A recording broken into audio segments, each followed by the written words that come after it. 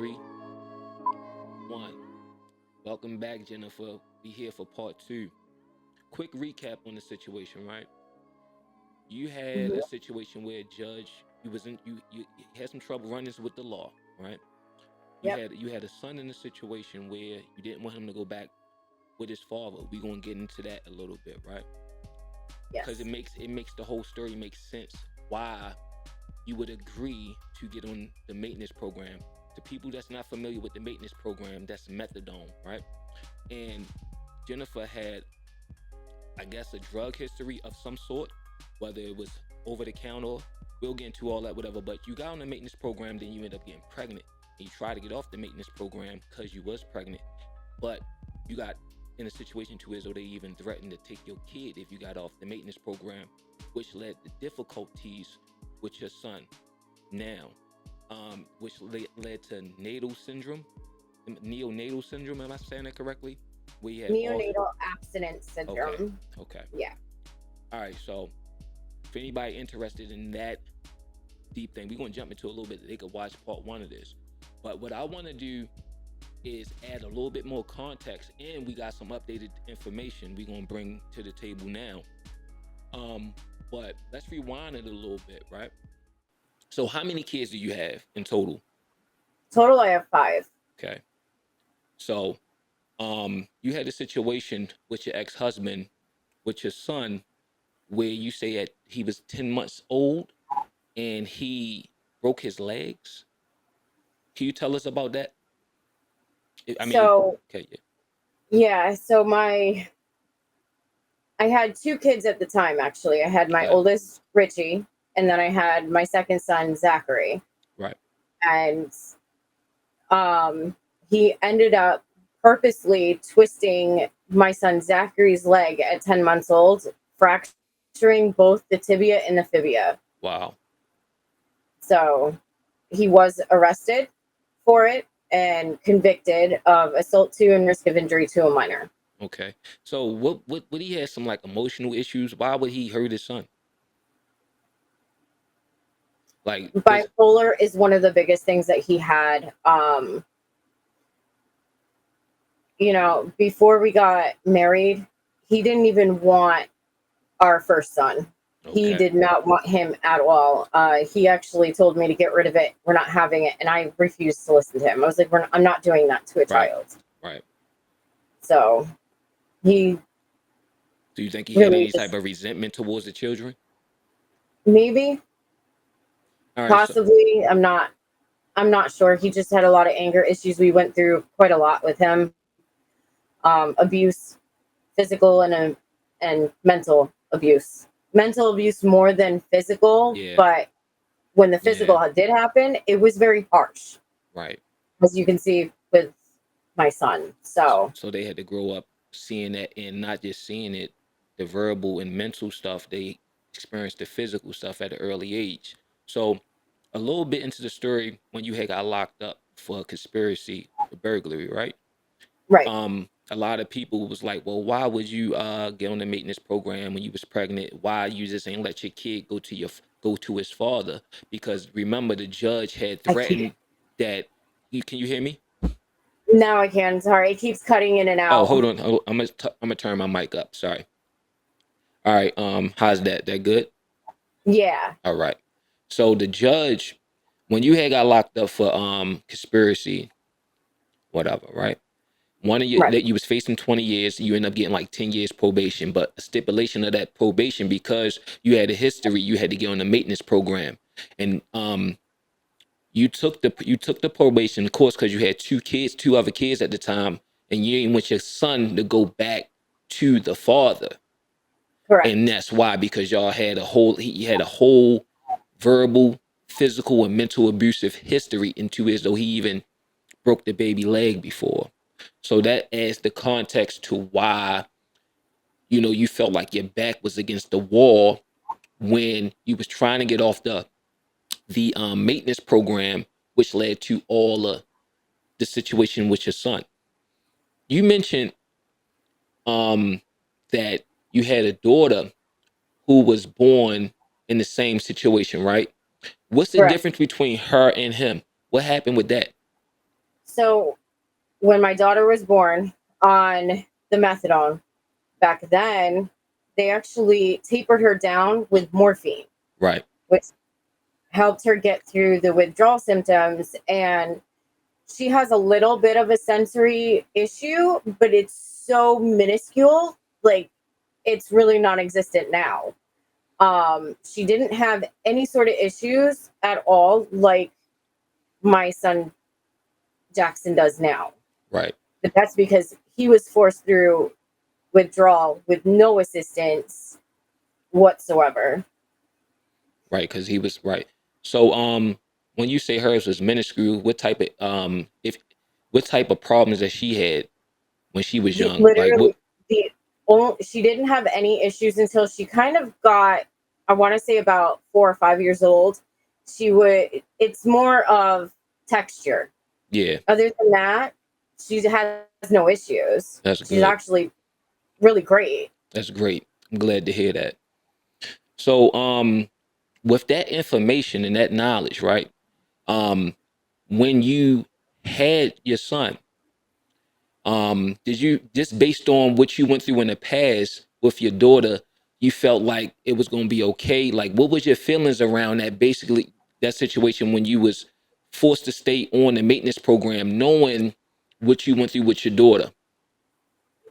So, knowing what I went through with my daughter, it was still kind of like up and down when she was born. We still had some issues from the method or the morphine. Yeah. Um, but it was nothing compared to what my son Jackson went through, of course. It's still the fact that I just did not want him to go through Yeah. anything like that. Nothing like my daughter went through. I didn't want him to be locked down in the hospital Right. for up to a month, even 6 weeks, depending on how long it took them to get him weaned down. Right. But it was horrific to watch him go through what he's gone through Right. And and to still still go going through through. it. Right. So just to paint a better picture, what was going on in your life around all this, right? Because of course, spectators with the Monday morning quarterback, coulda, shoulda, woulda, you shoulda did this, when people looking at things in hindsight. But a lot of times when you're in it and you're the person going through it, sometimes we may make the wrong decisions, or we're not clear headed, or we just boggle down with whatever going on. So what was going on in your life at that time, like that you want to share, to help us understand a little bit more, to try to paint a better picture? Like what was going Of on with you? when I had Jackson or Well, when. like the in between time, because I know when you had him, that was the probation period. You was still kind of ripping and running a little bit because you got in trouble with the law or whatever. But was your daughter born? Your daughter was born before that, right? Correct. Okay. Before, so in between, after my daughter was born and my son was born, Yeah. that is actually when I was fighting, going through the system, because that's when I had actually lost all of my kids. Was it right after my daughter was born? I had ended up losing all of them um, to the system, of course. And Yeah. that is when they put my oldest son with his father out of state, who has the assault to risk of injury to a minor. Right. It has been a really hard battle ever since I got home from jail. I had relapsed a few times because it was really hard. The second time I went to jail, though, I was like, I'm not doing this again. I went to a program, which was 3 months. I got out, got on probation. Probation wanted me to still do another inpatient program to make sure that I was still going to be on the straight and narrow. Um, During that time is when my oldest son came to visit me Right. for the summer. And my mother was actually going to bring him back down to Pennsylvania, back down to his father. And I had to go off sooner to the program for probation. Right. While I was there, I want to say it was about 3 weeks after or no, I'm sorry, 2 weeks after, that is when I got the call that if I did not get home to keep my son from being taken by his father, he's going to be put back in the system, and then I could actually get charged for um, neglect and endangering a child, putting him back with his father. Based on Because what of, happened when he was 10 months. no, so this didn't happen to him. This happened to his brother. Okay. All They, right. But yeah, right. but it still don't matter because he's the person who did that, and you're potentially putting him in danger having him with him. Right. Even though the state of Connecticut and DCF had already put him in his care out of state, even with his charges, even though they did that. So I had to leave the program. I ended up getting violated on my probation because of leaving the program to keep my son safe and keep him back here in Connecticut with me. So when I went back to court, the judge was like, listen, I'm not going to put you back in the program because you've got your son. The only thing is, I'm going to feel more comfortable if we have a little extra. And that's how we got the maintenance program in this issue. Right. And that's how the maintenance program ended up coming in. And so she literally, and I fought it as best as I could, but she was like, listen, it's either the maintenance program or I will put you back in jail, violate your probation and put you back in jail. And in hindsight, of course, you ain't know you was going to get pregnant and have another kid after this, right? Because now I'm gonna give you a little warning. The questions are about to get a little tougher, but I'm throw a little hard punches, but I'm gonna have gloves on, all right? But like it sounds like a lot of the stuff stem from this addiction. You know what I mean? It sounds like from the abuse from the ex-husband. And it's not to say you don't have no personal accountability here, but it sounds like because it's different for a woman, you know, they get caught up in a man and what he's doing. And if you add addiction to that, it is so different because a lot of women go through the same exact thing. I mean, it is like the same exact thing. To as though when you're dealing with what you call them DCF, is they see the same thing a lot. You know what I mean? Especially when it comes to addiction. And it just seemed like all the problems stem really from the addiction part, because if you wasn't addicted, you could have got away from the husband. You know what I mean? Minus the addiction part. But a lot of times people deal with stuff different. Like, so when did the addiction start to really play a part to it, as though it started affecting like the family, and then the family get taken away? Because I think here, not to cut you off, I think here is where you can help people, and you could tell them the red flags and the signs, because sometimes, like, we got to deal with the aftermath of stuff, but sometimes we got to go back to the root of it and tap into that, and then we could help people, while young women that get sucked into the same trap. I'm sorry, go ahead. So the thing about that, so I wasn't actually with my first husband. When he had broken my son's leg, I immediately got out. DCF at the time actually had helped me get out. And then I did end up remarrying about 4 to 5 years later. That marriage, it wasn't actually bad. It went bad when I was prescribed Percocet 30s by a doctor down in North Carolina for my bursitis that I have. I have practically no cartilage left in my hips and knees from pushing myself too hard in gymnastics growing up. I got diagnosed with that when I was 16. So they ended up putting me on a prescription. I was very naive at that time. I did not know anything about addiction. My family never really talked about it. I had no idea that this drug was even addictive. They didn't even tell you that it was going to become. So you never seen like addicts and stuff like that? You don't have no addicts in your family? So we do, but my mother would keep us away from that side of the family, but so didn't my father. So he you didn't didn't want really us around see it, that. really, right? Okay. Right. We didn't see anything like that. My growing up, my older brother did, but we were guarded from that. We didn't Right. know anything Right. until years later. So it was easy for you to You know, get blindsided in a situation where you right, prescribe over the counter hard drug.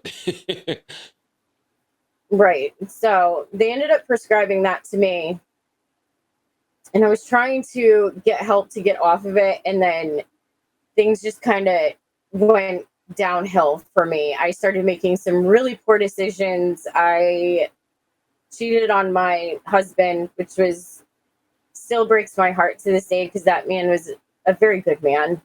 He didn't deserve it. Um, he actually had joined the military while we were together to support our family, and the thanks I gave him was that decision, which is it still really really pains me. Yeah. Um, I came home and it got worse. I ended up going from having that prescription addiction to somebody introducing me to heroin. Right. And that's when I started chasing the heroin. And The snowball it went effect. downhill. Yeah, because from what I understand is it's one thing to be able to get the prescription drugs, but then when you can get it, a cheaper version of that is heroin.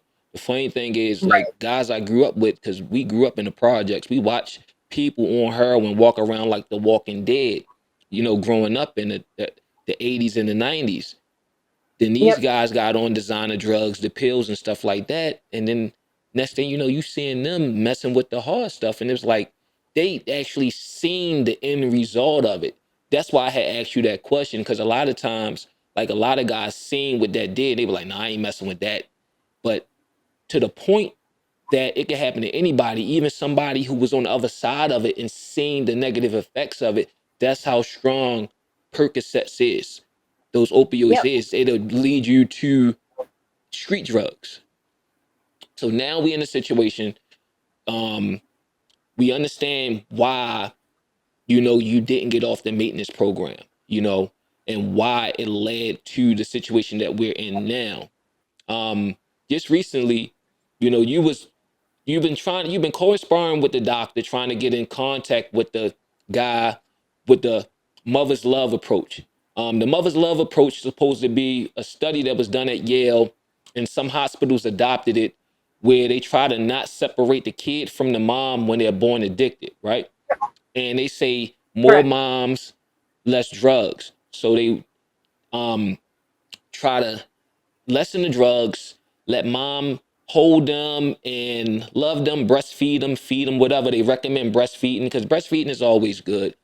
The reason Yes. why is because when babies are born addicted, they'll keep them away from the mom and wing them off the drugs and feed them every 3 hours, even if they was hungry earlier, according to what the doctor said. And Yep. with his approach, he wanted he excuse me, I'm getting ahead of myself. But that was the contrary to, you know, they wanted moms to be more involved versus a baby sitting in intensive care for 4 weeks, um, going through withdrawals by themselves with no love. So a mother's love, their approach supposed to have been the opposite, less drugs and more mom so the baby could bond.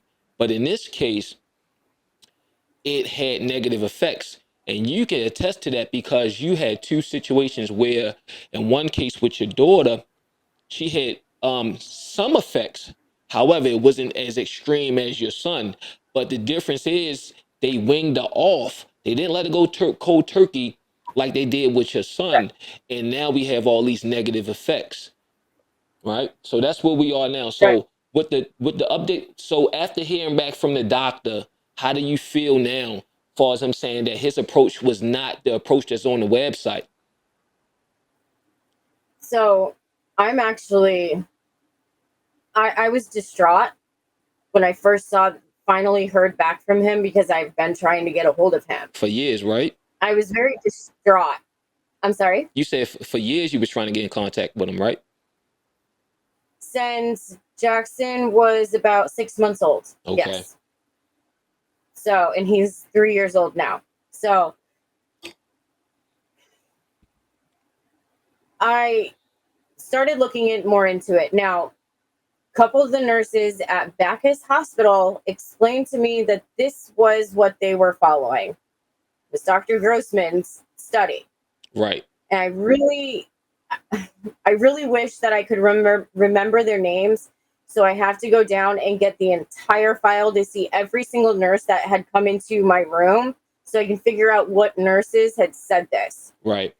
Because now finding out that number one was a lie. What part was I a lie? searched I'm sorry. What part was a lie? nurses saying that it was Dr. Grossman's study that they're Okay. using Okay. Okay. Okay. was a lie. So that's how you So found out about it. That's you never talked to anybody at Yale. It was what the nurses said it was. It wasn't based on anything other than what they so said out their mouth. correct. Okay. So so I was told that by Bacchus nurses while I was in the hospital with Jackson, my son. That is when I started doing a lot of the studies, trying to get information on it, got everything. I don't know if they maybe thought I just wouldn't follow through or ask any questions or Right. something. Right. But ever since our last podcast, I started digging a lot more on Bacchus Hospital itself. They have no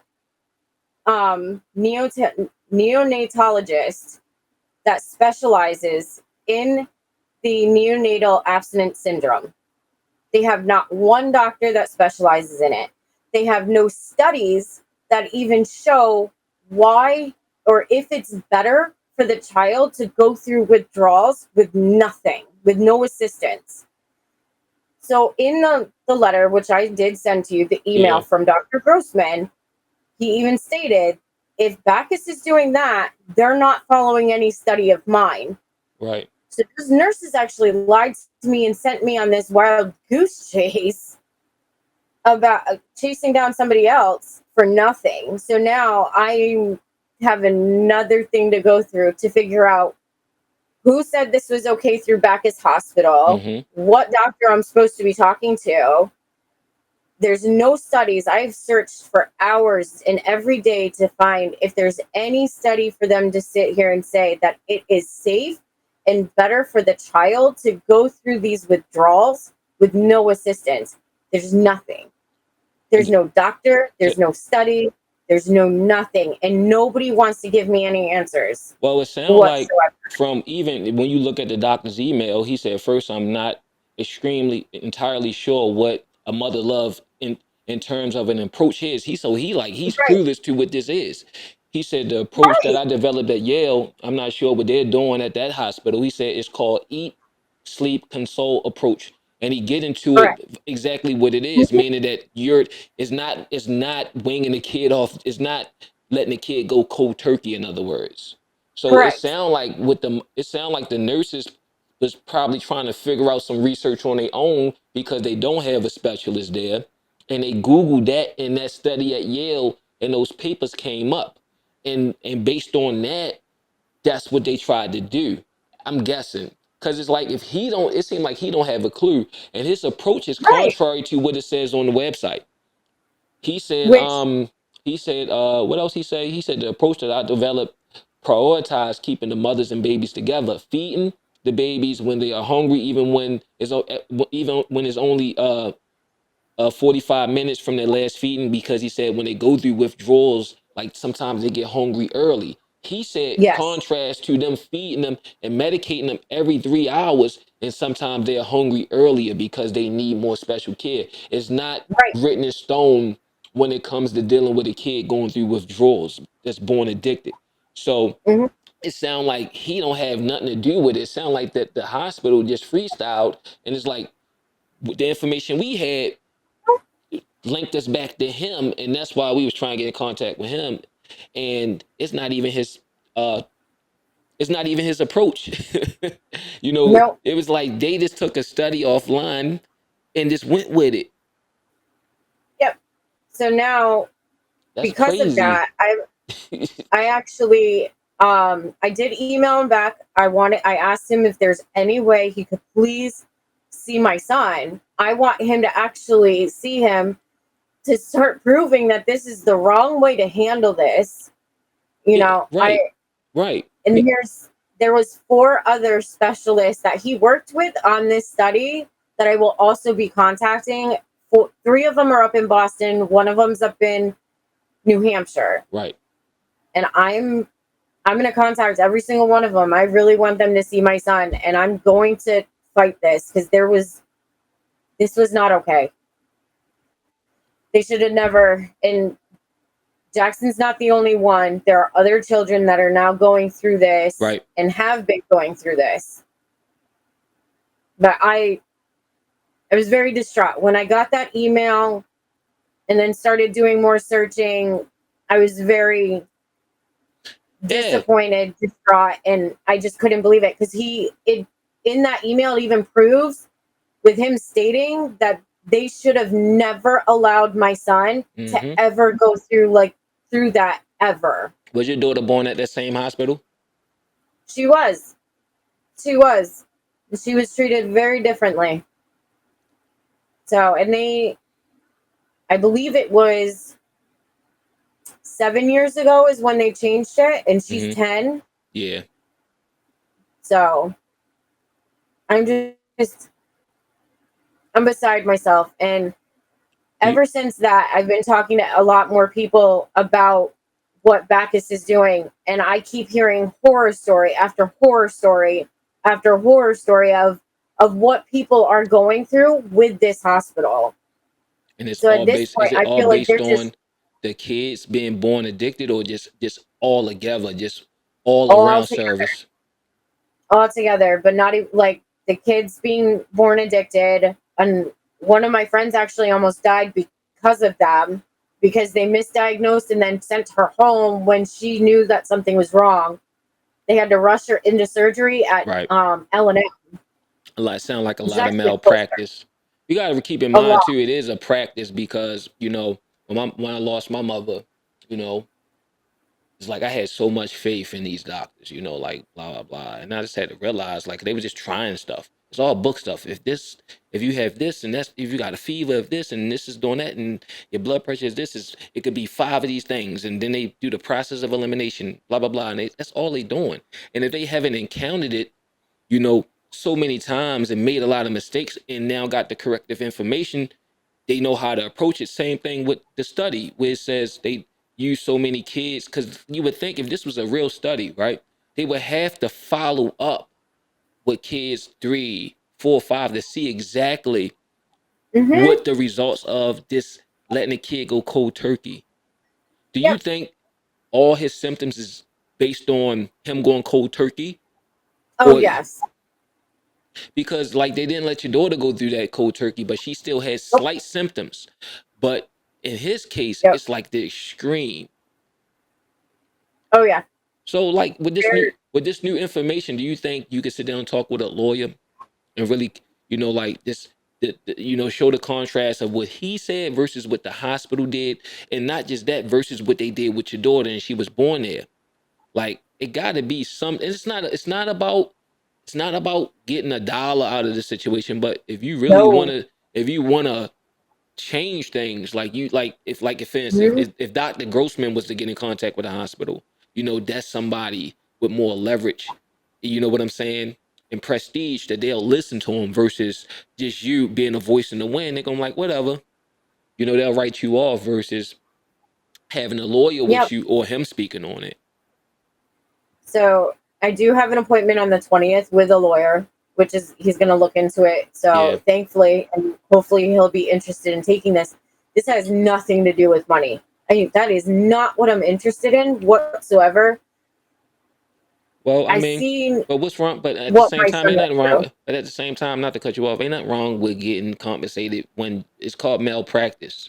I mean, the money don't fix anything. No. However, like, you could lose a job in a situation like this if something going on with your son where you can't go to work or you have to leave early.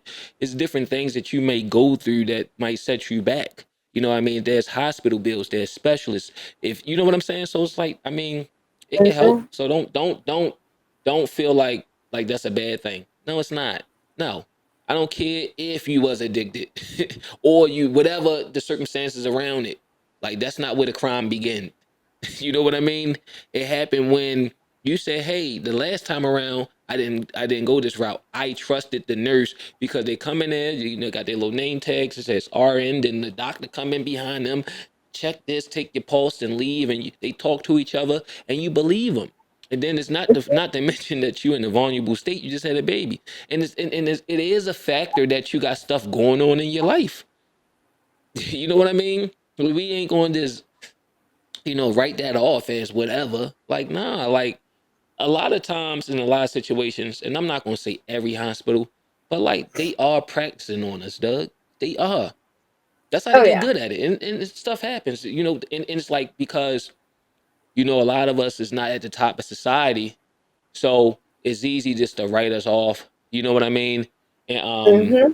write us off and I'm sorry, write us off and take organs, try this, try that. They figure it out, then they take it to the upscale hospitals where the people who they got good insurance and they got money and blah blah blah. No different than like what they do with Yep. organs. Let you get in a car accident, let you die on the way to the hospital, and take your organs. So whatever.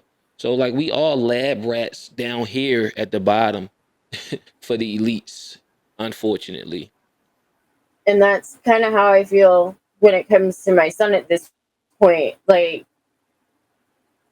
I'm sorry, when you mentioned the fact about jobs and everything, like I actually am unable to work. Um, Jackson's not able to go to any sort of daycare or anything because Right. of the severity of his disabilities. That's what I'm saying. So like it's not about like you got to be able to survive and take care of him. Yep.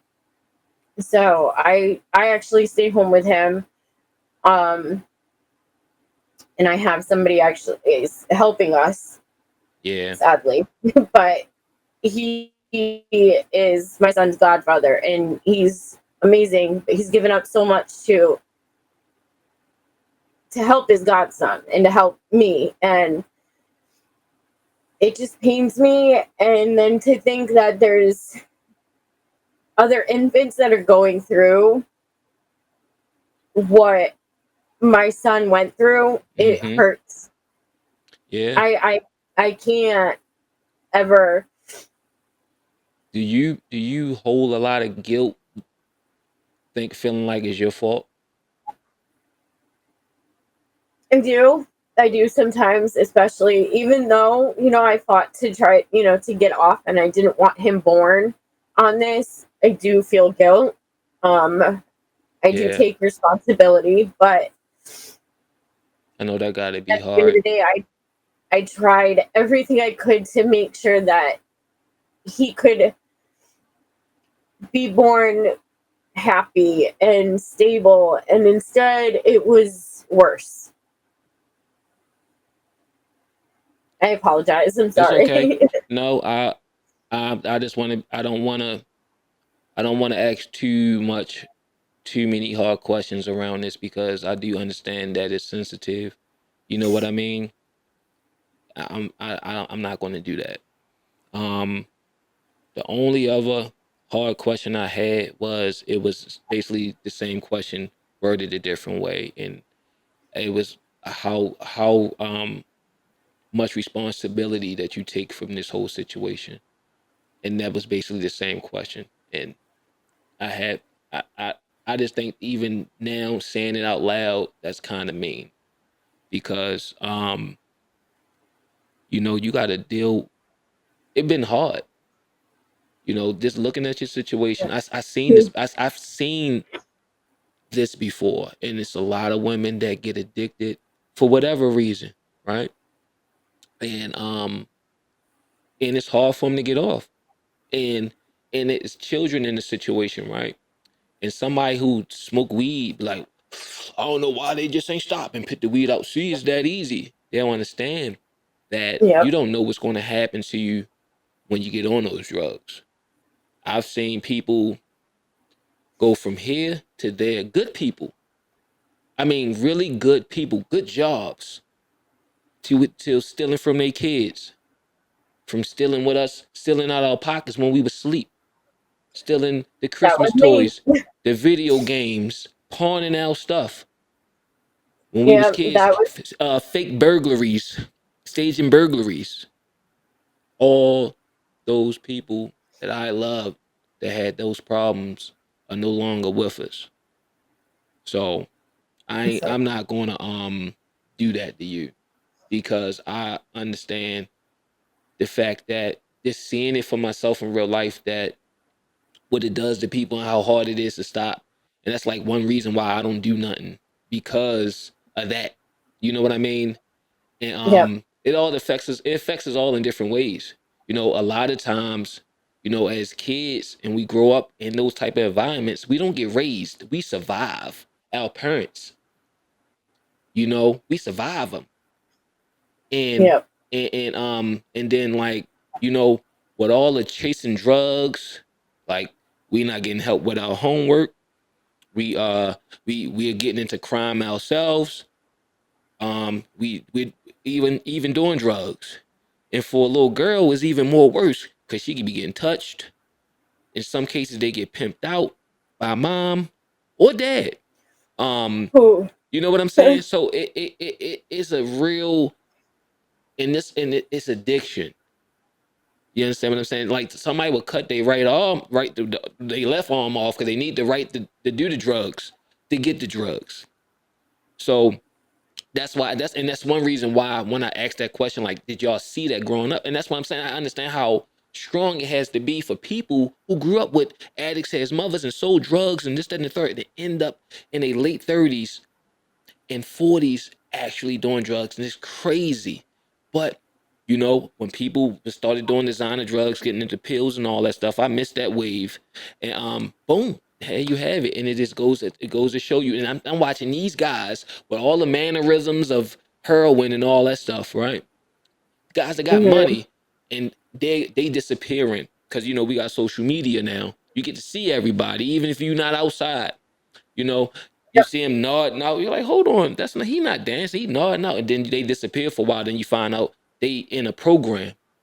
So like even when you said the judge put you in a program, I understand that because one of the things we used to hear, oh, I'm going in the program after something to get stolen from us or something like that, or I'm gonna go in the program. And I understand that drugs have that much of a pull.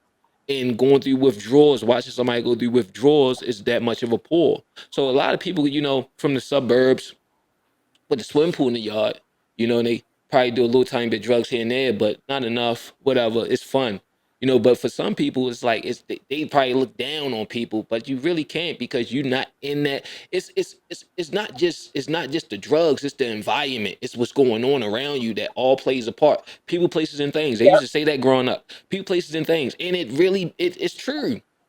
You trying to get off the drugs, then here go Billy Joe. He sit the joint on the joint. Like, yeah, I got something. This good. They that pandemic. I got that pandemic. You know what I mean? Get that mayhem.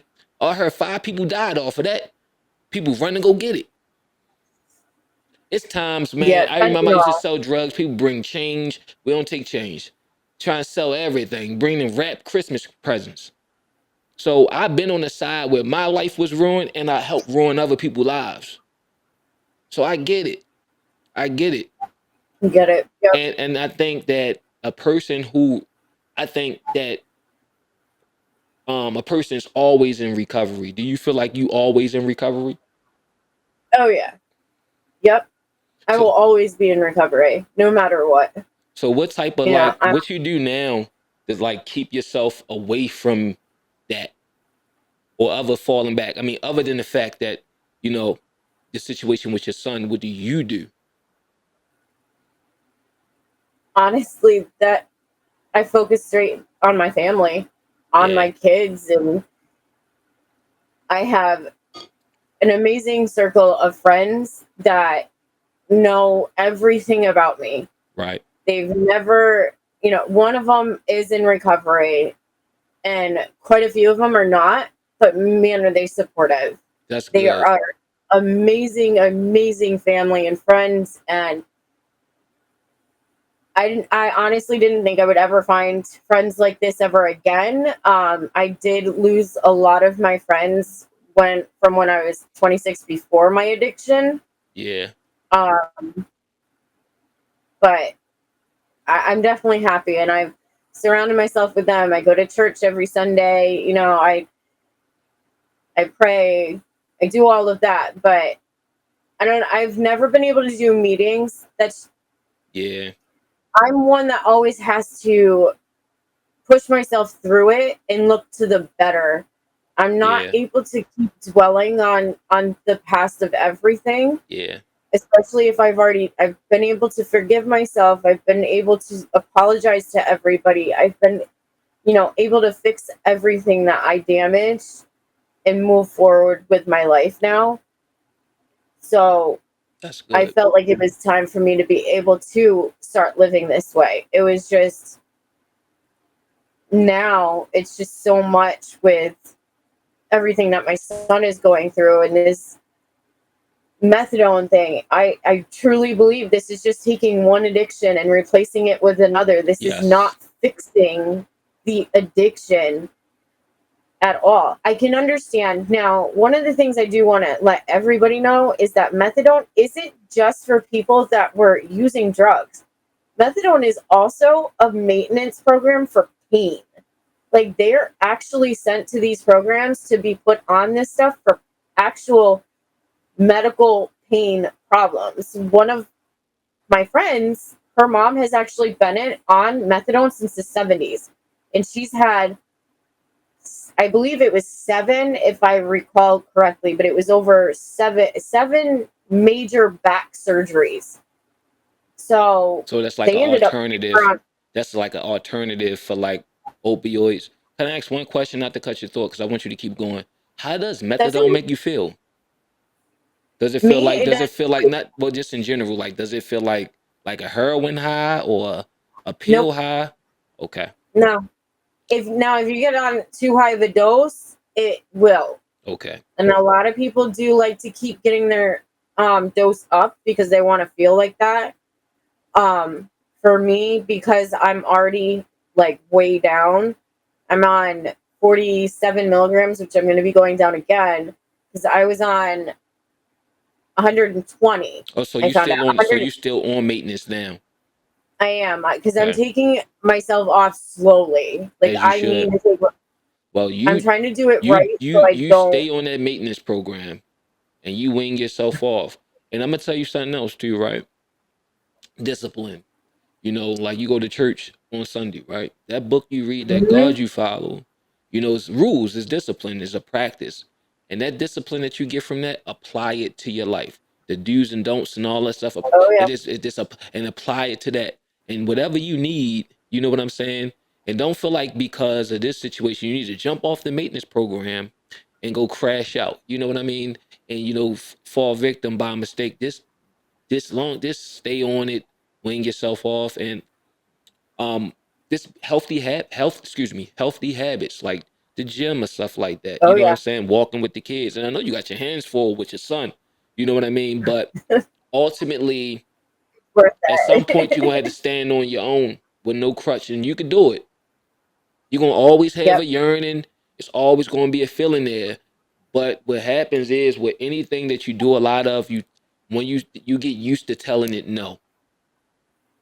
And it's gonna be heavy Mhm. on your shoulder, but it'll get lighter. But you keep telling it no every time. I remember one time it was a weird. I stopped smoking cigarettes. I was like 11, 12, I don't know. It was like 12, 13 years ago.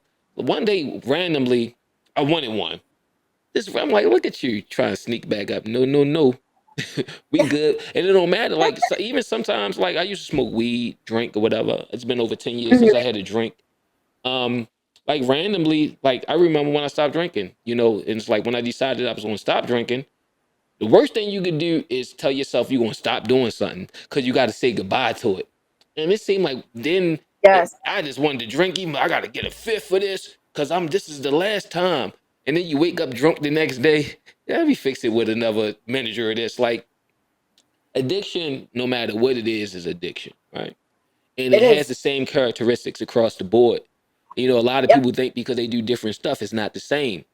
The difference is that with the heroin, you need a crutch to get off it because it's a little bit more involved, but the Yeah. characteristics are the same.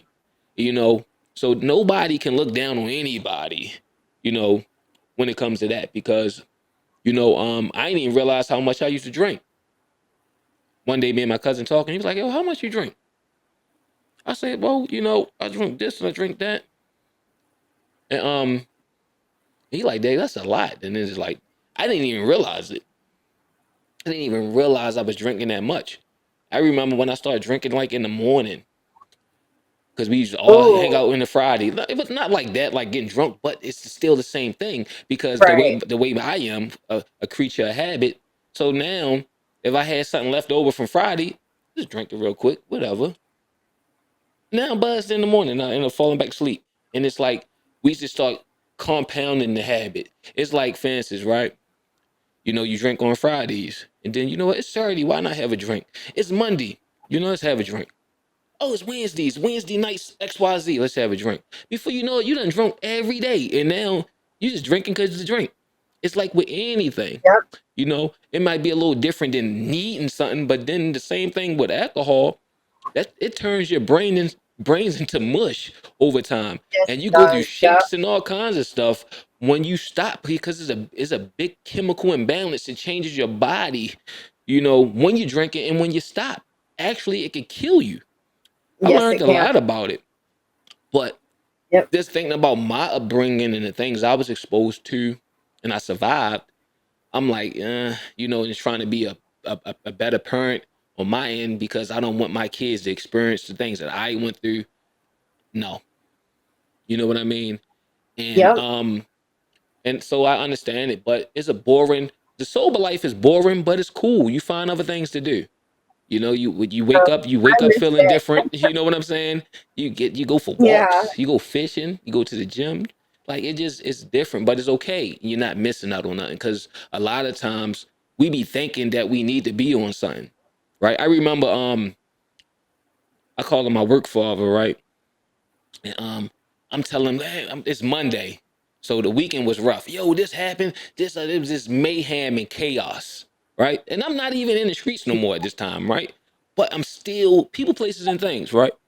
And he's like, "Why don't you just stop drinking?" I looked at him like he was crazy. I'm like, "I don't smoke. I don't smoke cigarettes. I don't smoke weed. You talking about stop?" I'm looking at him like he crazy, like he's saying something foreign. Because in my mind, like, I'm thinking I need something. I don't need anything. And he planted the seed. And I'm like, you know what? Let me stop drinking. And then when I try to stop, I wanted to drink more because I'm saying goodbye. And it's like, luckily, I've been through it before, because I think the hardest thing for me was to stop smoking cigarettes. That took years to stop. I would never ever look at one of those cancer sticks again. But it's so many chemicals in that daggone, in them cigarettes, especially when you light it, you creating more. And then when you disattach from stuff like that, you realize in the morning you smoke one. On your way to work, you smoke one. When you have your coffee, you smoke one. You go to the bathroom, you smoke one. After you eat, you smoke one. Then you like, dang, you attach this stuff to everything you do in your life. You know what I mean? Hmm. And we all do it. Now they doing it with the vapes. You know what I'm saying? So it's like, Yeah. No, and I that's won't touch that. and that's what I'm saying. And it's like that the characteristics are the same across the board. We got paid Friday. People, it's just the same thing. So I definitely get Hmm. it, man. What else I want to ask? So what's next for this whole situation other than sitting down with the lawyer? Other than sitting down with the lawyer, I'm actually gonna start getting all of his specialists involved more, so that way we can really get a breakdown of all of the ailments that he's got, the issues that he's got, Yeah, um, and even get other specialists involved too, to try to prove that this really is the wrong way to go. right. Um, I'm actually going to be meeting with the director at the clinic to see if there's any way we can start getting the other mothers that are going through this involved. And hopefully, we can get everybody together to work on this, so that way we can fight back on it. Yeah. So hopefully, we'll be able to get the head director of the clinic that I go to help out with this. You think about starting like a support group? I have actually even started one on Facebook Facebook, but it hasn't really taken off yet. So we'll see how it You goes. gotta go to Instagram. That's where they at now. You gotta go Instagram and TikTok. You'd be surprised. Somebody Like, else said that to me. yeah, because you'll put a video on TikTok and it might not. It might right now. It might just be sitting idle. Then 6 months later, it's like so many thousand views and people arguing, cussing you out, and arguing with each other on there. Just don't stop. Yeah. Just don't stop. Right. We gonna wrap this up because it's my wife's birthday, like in an hour, whatever time it is. But hit me on this. Don't stop. Um, your recovery. And if you ever need somebody to Definitely talk not. to, you got my phone number because I definitely understand. And I think your story and this conversation in itself, because it's consequences to the stuff we do, all across the board, and, you know, with our children, just the people we pick, it's a lot of different moving parts here. But it's because we just didn't know. And we can't, ain't no time machines. You know what I'm saying? And all we could do is hope that somebody listen to us and hear us and make a different decision. You know what I mean? Because it Yep. might not happen this time, it might not happen that time, but it'll happen eventually if you keep playing Russian roulette, you know, with your life, and it can affect the people around us in Yeah. sometimes real drastic ways. Well, I want to thank you again for coming on the podcast. I really appreciate you, and I mean that far as in like just I'm part of your support system now. So if you ever Thank you. feel need And I somebody to appreciate talk to, that so whatever, much. you know, um, there's more than just sitting here talking about it for people to watch.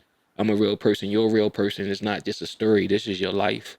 When you Yep. log off of this, you got to go deal with your son. You got to deal with your family. And but Hmm. it's not a.